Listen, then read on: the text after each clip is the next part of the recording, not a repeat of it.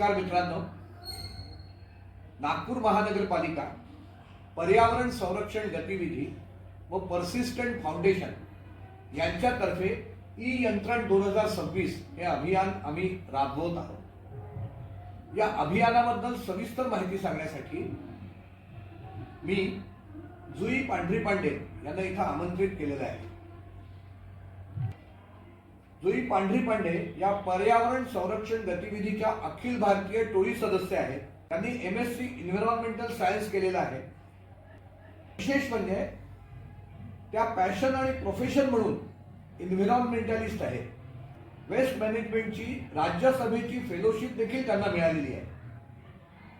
मी त्यांना पहिला प्रश्न विचारेल की ई वेस्ट म्हणजे काय, त्याची मला आणि माझ्या श्रोत्यांनाही आपण ओळख करून द्या। सर्वप्रथम धन्यवाद मला इथे बोलवल्याबद्दल। आणि ई वेस्ट या अशा सेन्सिटिव्ह विषयावर आज आपण पॉडकास्ट करतो आहे, त्याच्याकरता खरंच मनपूर्वक धन्यवाद।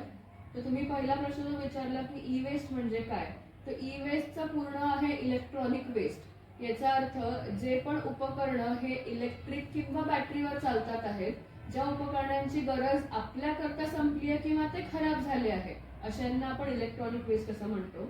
मग याच्यामध्ये तुम्ही अगदी म्हणाल तर आपल्या मोबाईल फोन पासून, चार्जर पासून, हेडफोन्स पासून, अगदी गुड नाईटच्या त्या मशीन पासून तर मोठ्या फ्रीज पर्यंत, वॉशिंग मशीन पर्यंत, गिझर पर्यंत सगळं हे इलेक्ट्रॉनिक वेस्ट मध्ये येतं। अर्थात ते खराब झाले असतील तर इलेक्ट्रॉनिक वेस्ट मध्ये येतात। धन्यवाद madam. Environmentalist by profession and passion अशी ख्याती असलेल्या जुई मॅडमला मी दुसरा प्रश्न विचारतोय। मॅडम, ई वेस्ट डिस्पोजलची कायदेशीर व्यवस्था काही आहे असं मला मागच्या ई यंत्रणच्या 2025च्या अभियानात मी सेंटरवर बसलो होतो तेव्हा डॉक्टर टोपलेंकडनं समजलं, पण त्याची सविस्तर माहिती समजली नाही। तर ती मला आणि माझ्या श्रोत्यांना देखील आपण सांगावी की विनंती। नक्कीच। तर सर्वप्रथम तर ई वेस्ट सध्या कसं हाताळलं जात आहे ते मी सांगू इच्छिते, मग त्याची कायदेशीर काय योजना आहे ते सांगते। तर सगळ्यात पहिले तर आपल्या घरातनं किंवा कोणत्याही जागेतनं जेव्हा ई वेस्ट जनरेट होतं, एखादा हेडफोन जर खराब झाला आहे तर आपण काय करतो, सहजतेने ते घेऊन डस्टबिनमध्ये फेकून देतो। डस्टबिनमधनं तो कचरा आपला जातो आपल्या कचऱ्याच्या गाडीत आणि तिकडनं कुठे डम्पयार्डला जाऊन डंप होतो। आणि डम्पयार्डला गेल्यावर अशी एक निवडक एक टीम असते, ज्यांना आपण रॅग पिकर्स असं म्हणू शकतो। ते त्या कचऱ्यात जाऊन हात घालून ते इलेक्ट्रॉनिक वेस्ट बाजूला काढतात आणि त्याचं काहीही निपटान होत नाही, डिस्पोजल होत नाही। आपल्या घरी किंवा एका विशिष्ट जागेवर जाऊन त्याला भट्टीत जाळतात आणि जाळल्यावरती जे त्यातनं धातू निघतायत, म्हणजे कॉपर असू द्या, झिंक असू द्या, त्याचं ते एक्स्ट्रॅक्शन करून ते विकतात। आणि आता विचार करा, एखाद्या हेडफोन मधनं कॉपर किंवा अशा धातू जर एक्स्ट्रॅक्ट करायचे असतील तर बारीक हात लागतात, आपले हात ते काम करू शकत नाही आणि पुष्कळदा या भट्टीत हे काम करायला हात घालणारे लहान मुलं असतात। ही सध्याची स्थिती आहे। ई वेस्टचं असंच होतं आहे। मग याच्यावर कायदेशीर योजना काय केली आहे, तर मुळात 2011 मध्ये ई वेस्टचे रूल्स आले आहेत। मॅनेजमेंट अँड हँडलिंग रूल्स असं म्हणतात त्याला, electronic waste management and handling rules. म्हणजे त्याला मॅनेज कसं करायचं, सोबत त्याला हाताळायचं कसं। जसं मी मगाशी म्हटलं की आपण विचार न करता कचरा फेकून देतो आहे, तर हँडलिंग पण तेवढंच महत्वाचं आहे। तर त्या रूल्स मध्ये काय सांगितलं आहे की इलेक्ट्रॉनिक वेस्टचं सायंटिफिक डिस्पोजल होणं गरजेचं आहे। मग सायंटिफिक डिस्पोजल करण्याकरता म्हणजेच काय करायचं, त्याचं योग्य रिसायकलिंग व्हायला हवं। त्यातनं जे आपण एक्स्ट्रॅक्ट करू शकतो ते एक्स्ट्रॅक्ट केलं गेलं पाहिजे। प्लास्टिक असेल त्याचं रिसायकलिंगला पाठवलं पाहिजे, असं हे सायंटिफिक डिस्पोजल असतं। आणि हे करणारे अथॉराइज्ड इंडस्ट्रीजच आहेत, हे कोणीही करू शकत नाही, अथॉरायझेशन लागतं। बरं, मग सायंटिफिक डिस्पोजल म्हणतोय तर सायंटिफिक कलेक्शन पण व्हायला पाहिजे। मग ई वेस्ट कलेक्ट करणारे ऑथोराइज्ड सेंटर्स आहेत। धन्यवाद मॅडम। मी स्वतः युट्यूबर आहे आणि अनेक व्हिडिओ मी युट्यूबवर पाहत असतो। आता ई वेस्ट बद्दलही मी व्हिडिओ पाहिले, त्याच्यातून मला माहिती मिळाली की संपूर्ण जगामध्ये ई वेस्ट निर्माण करणारा भारत हा जगातला तिसरा देश आहे। सगळ्यात जास्त ई वेस्ट हे अमेरिका निर्माण करतं, नंतर चायना आणि नंतर भारत। इतक्या मोठ्या प्रमाणावर ई वेस्ट आपण जनरेट करतो आणि सरासरी एक माणूस 1.5 किलो ई वेस्ट वर्षभरात तयार करतो। आणि या ई वेस्टचं आपण डिस्पोजलची कायदेशीर व्यवस्था सांगितली, पण हे जर डिस्पोजल झालं नाही तर या ई वेस्टमुळे पर्यावरणाची काय हानी होते हे मला समजून घ्यायचं आहे. फक्त पर्यावरणाचीच नाही तर आपल्या देखील स्वास्थ्याचा खूप मोठा परिणाम होतो आहे. हे जर समजून घ्यायचं असेल तर पहिले हे जाणून घ्यावं लागेल की ई वेस्ट मध्ये असं काय आहे की जे घातक आहे. बरोबर. तर त्याच्यातले काही कंपोनंट्स मी तुम्हाला सांगते. सगळ्यात पहिले ई वेस्ट मध्ये असतं लीड. हे लीड कुठे असतं? बॅटरीज मध्ये असतं, वायर्स मध्ये राहू शकतं. नंतर मर्क्युरी असतं. हे मर्क्युरी आपल्या सेन्सर्स मध्ये, एलसीडीज मध्ये आहेत, मॉनिटर्स मध्ये आहेत. नंतर कॅडमियम आहे. हे कॅडमियम बॅटरीज, चिप्स मध्ये मिळतं आपल्याला. नंतर BFRs म्हणतात, ब्रोमिनेटेड फ्लेम रिटार्डर्स, जे प्लास्टिक इन्सुलेशन मध्ये असतं. त्याचसोबत आर्सेनिक आणि क्रोमियम ह्या देखील गोष्टी आहेत.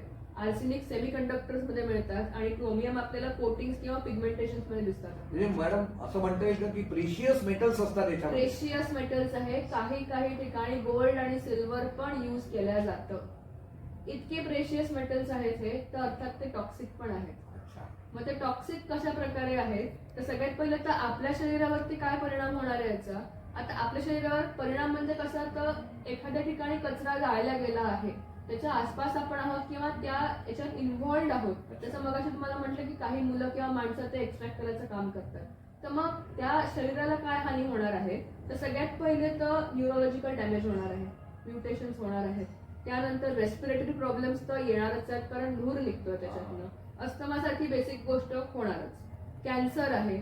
रिप्रोडक्टिव्ह प्रॉब्लेम्स पण येऊ शकतात. किडनी लिव्हरचा डॅमेज होऊ शकतो आणि इम्युन सिस्टीम डिसऑर्डर्स पण होतात. हे पहिले आपलं झालं, कारण आपण पहिले आपली काळजी करतो, पर्यावरणाची नंतर करतो. तर आता पर्यावरणावर काय याचा इफेक्ट होणार आहे, तर हवेचं प्रदूषण, एअर पोल्युशन होणार आहे. त्याचसोबत सॉइल वॉटर कंटॅमिनेशन पण होणार आहे, कारण या कचऱ्यातनं, ई वेस्ट मधनं इतके हजार्डस केमिकल्स रिलीज होऊ शकतात, जे लीच आउट होऊ शकतात. म्हणजे ते कालांतराने त्यातनं ते निघतील आहेत आणि ते कुठल्या तरी वॉटर बॉडीमध्ये मिक्स होऊन ते पाणी आपण पिऊ शकतो, असं पण होऊ शकतं. किंवा त्या पाण्यात जे मासे आहेत त्यांना देखील याची हानी होणार आहे. त्याचसोबत इकोसिस्टम डिस्रप्शन होणार. इकोसिस्टम म्हणजे एक अशी काय म्हणतात त्याला, एक सिस्टीम अशी आहे जिकडे आपण, प्राणी, नंतर बाकी जीवजंतू आणि निर्जीव पर्यावरणाच्या वस्तू म्हणजे पाणी म्हणा, हवा म्हणा, या आपण एकत्र राहत असतो. यांना इकोसिस्टीम म्हणतो. त्याचं डिस्क्रिप्शन होणार आहे. आणखीन एक उदाहरण म्हणजे असं की या ई वेस्ट मधनं जे केमिकल्स किंवा जे मेटल्स निघणारे मी म्हणते, ते जेव्हा पाण्यात मिक्स होतात तर ते छोट्या मासोळ्या ते केमिकल्स खाणार आणि छोट्या माशांना मोठे मासे खाणार आणि जे मांसाहार करतात ते त्या फिशेस खातील आहे. तर त्यांच्या थ्रू त्या व्यक्तीच्या पोटात देखील हे केमिकल जाणार आहे. याला सायंटिफिक भाषेत बायो अॅक्युम्युलेशन असं म्हणतात. धन्यवाद मॅडम. जुई मॅडम, आपण ई यंत्रण 2026 हे बॅनर आहे, हे अभियान यशस्वी करण्यासाठी आपण हा पॉडकास्टचं आयोजन केलेलं आहे. तर मला एक उत्सुकता आहे की हे अभियान हे केव्हापासून सुरू आहे, म्हणजे किती वर्षापासून नागपुरात सुरू आहे, पहिलं. दुसरं, हे ई यंत्रण 2026 याचं मुख्य आयोजक कोण आहे? या बॅनरवर तर अनेक लोकांचे नाव आहे, पण मुख्य प्रवर्तक कोण आहे हे सांगा. त्याचप्रमाणे या अभियानाची कार्यपद्धती काय आहे आणि व्याप्ती किती आहे नागपूर महानगरामध्ये, याबद्दल मला आणि माझ्या श्रोत्यांना सांगा. बर, तर पहिले तर ई यंत्रण म्हणजे काय, तर ई यंत्रण म्हणजे एक खूप मोठं हे कॅम्पेन आहे ई वेस्ट कलेक्शनचं. मी मगाशी म्हटलं त्याप्रमाणे सायंटिफिक कलेक्शन गरजेचं आहे, आपण कुठेही फेकू शकत नाही. मग हे सायंटिफिक कलेक्शन करण्याचं मोठं कॅम्पेन म्हणजे ई यंत्रण असं आहे. ई यंत्रण मागच्या वर्षी पहिल्यांदा नागपुरात झालं होतं, आज हे दुसरं वर्ष आहे आणि एकूण 17 शहरांमध्ये, नागपूर सहित 17 शहरांमध्ये ई यंत्रण कॅम्पेन चालणार आहे. यातली 15 शहरं आपली महाराष्ट्रातली आहे, एक कर्नाटकचं आहे आणि गोवा आहे. आणि हे सगळं अभियान एकाच दिवशी राबवण्यात येणार आहे. हो, हे सगळं अभियान एकाच दिवशी म्हणजे 2 दिवसांमध्ये राबवण्यात येणार आहे. 24 तारीख आणि 26 तारीख म्हटलेली आहे. ते याच्याकरता कारण आपला स्कोप मोठा आहे. आपल्या समाजात शाळा पण आहेत, व्यावसायिक केंद्र पण आहेत, तर ते डिव्हाइड केले आहेत त्यांनी. 24 तारखेला त्यांनी म्हटलंय की शाळा, महाविद्यालय आणि कार्यशाळांमध्ये आपण कलेक्शन करणार आहोत. त्याचसोबत 26 तारखेला म्हणजे आपल्या गणतंत्र दिनाच्या दिवशी दुकाने, कार्यालय व रहिवासी जागा आणि इतर ठिकाणी कलेक्शन करणार आहोत.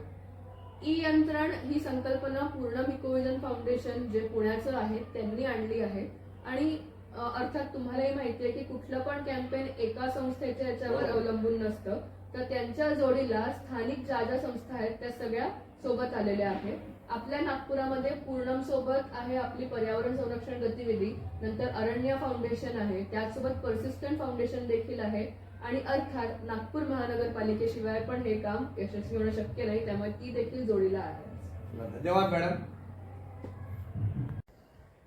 नागपूर महानगरपालिका, पर्यावरण गतिविधी आणि पर्सिस्टंट फाउंडेशन या 3 मोठ्या संस्था आणि इतरही अनेक संस्था यांच्यातर्फे राबवण्यात येणाऱ्या ई यंत्रण 2026 या अभियानाचं अंतिम उद्दिष्ट काय, कोणत्या उद्दिष्टाने तुम्ही सगळेजण कार्य करताय, हे मला आणि माझ्या श्रोत्यांनाही उत्सुकता आहे.